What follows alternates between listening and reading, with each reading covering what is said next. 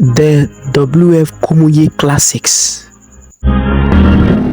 But in all that, I learned consecration and commitment.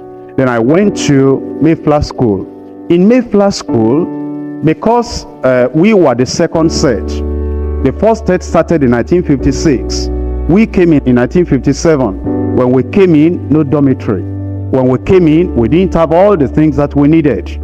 Therefore, our beds were put at the veranda of the classroom, all lined about, and they are double-decker, and the veranda is a little bit high. So if you fall from even the veranda, you can break your leg. If you fall from the double-decker bed to the veranda, then to the ground, you'll get to the hospital. So at that very young age, we were taught about discipline, about consecration, and about commitment. Again, early in the morning, because there was no water, we had to cross the road, and it was a major road leading from Lagos to Ijebu-Ode, and the vehicles were generally fast. So if you didn't want to die, even though you had to get 3 buckets of water in the morning, and the principal will stand there and will mark everybody, then you know that if you should get the water, yet the vehicles are going and coming, if you don't want to die, you watch the road.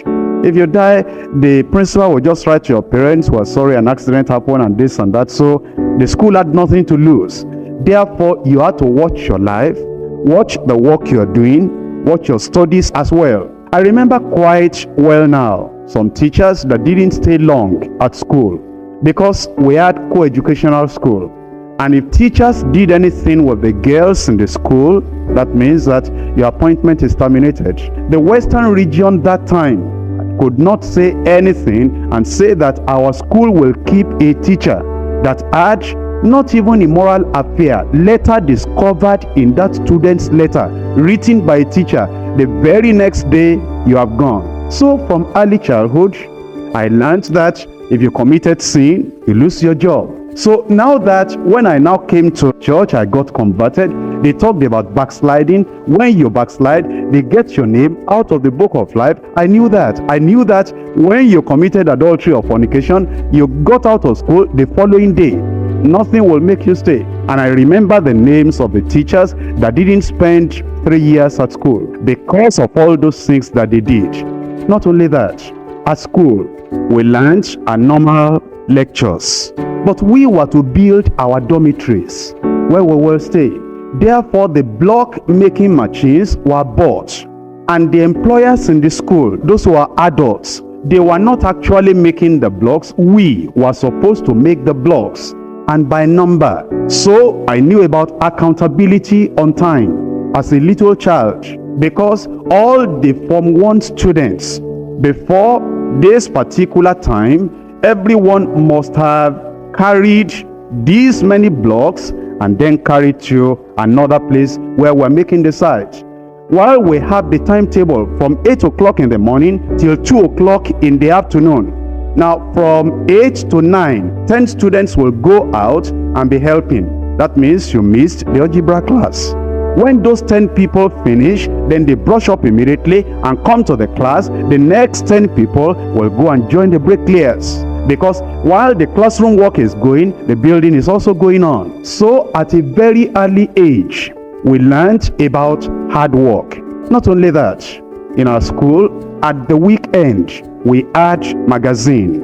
That magazine is to teach us on how to write articles. Now, those articles, when they are written, everybody must write.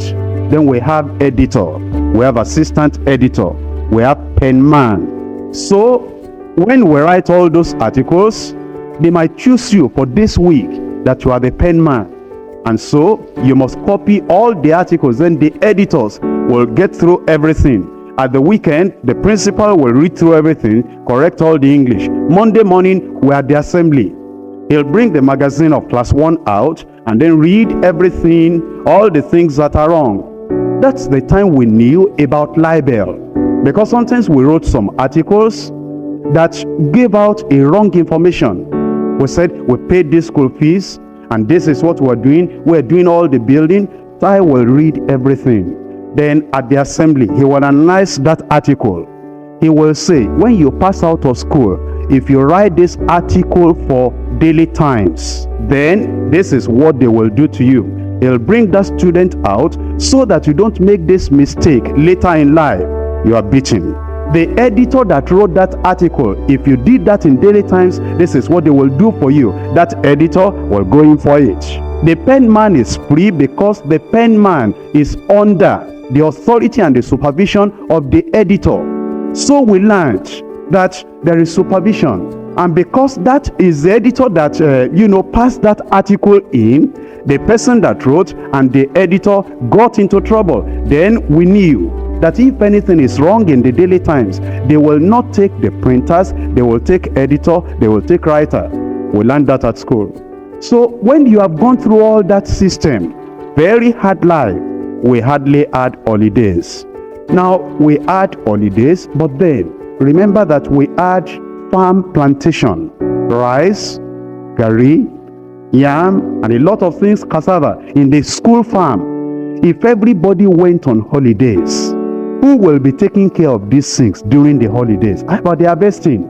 So we would need volunteers among the student body.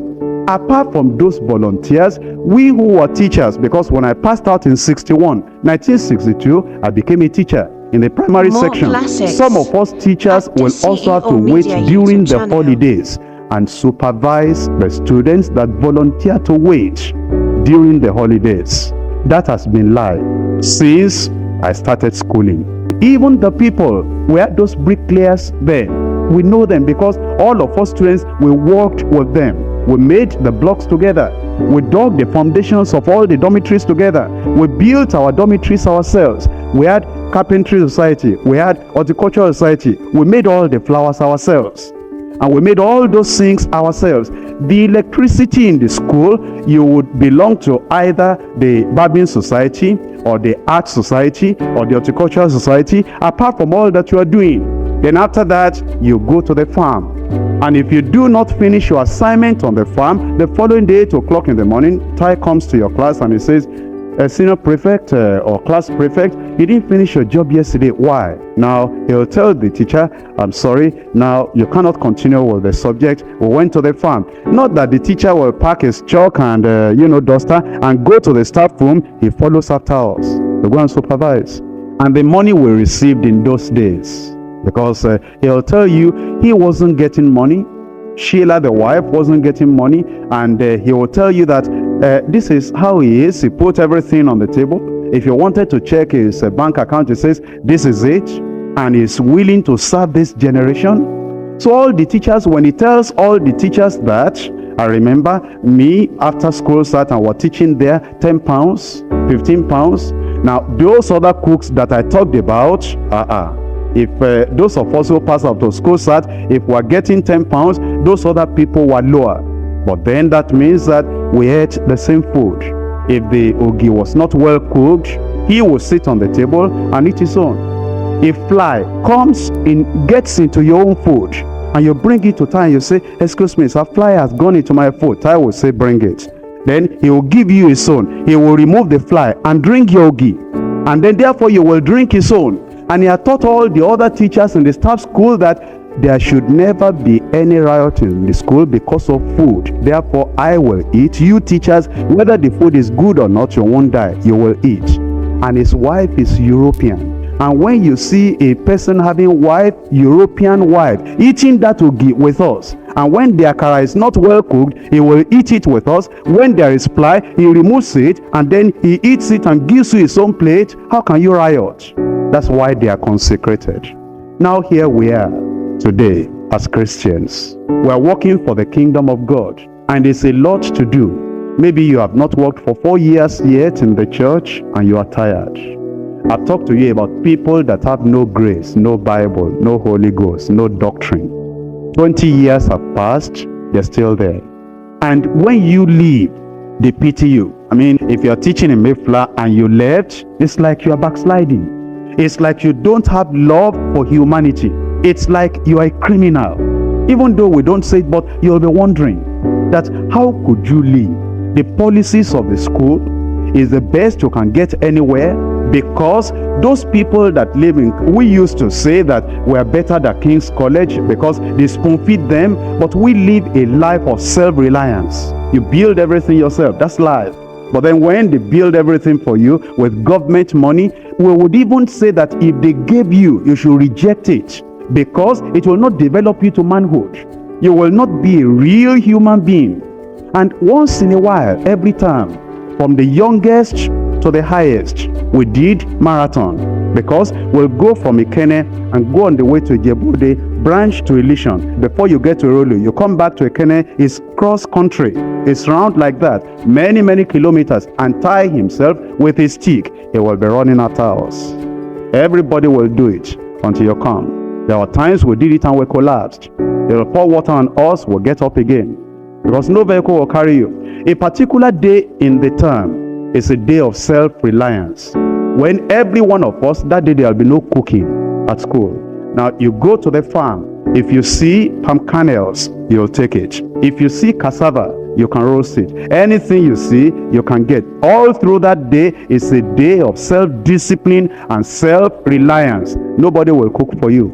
Now what do? And so in life, when I now became a Christian, and that time from school start, I had to study for my A level. And you can't say you are studying for A level, and because of that, not teach all your classes, not go to prep, and also not go to the evening supervision, and not do everything that had to be done. So I don't remember 1962-63, I don't remember ever sleeping before 1 a.m. because I had to prepare for my exam, and only in the night can you do that. And eventually I passed. I went. When I went, he said the school will train me.